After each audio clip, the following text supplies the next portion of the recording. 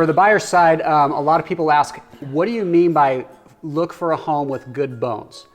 Okay, what we mean by that is we look at homes more like a canvas. We don't just see what the home is, we see what it can be.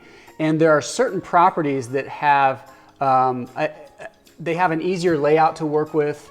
They're not super outdated. What we look for when we look for a home with good bones is we want to make sure the expensive stuff is done and we can just do the cosmetic stuff and add a lot of value. When I look for a home with good bones, I try to find a home that has the amount of garages that I want, has the landscaping and the pool that I want, because that's stuff that if you put that money in, it's real hard to get that back out on a value or an appraisal. But stuff like cosmetic things, the kitchens, the bathrooms, the flooring, all that stuff is expendable. You can swap that out pretty easily. But we want to make sure the structure is sound and that it has good bones. It's a good canvas on which you can work with to be able to add value to the home.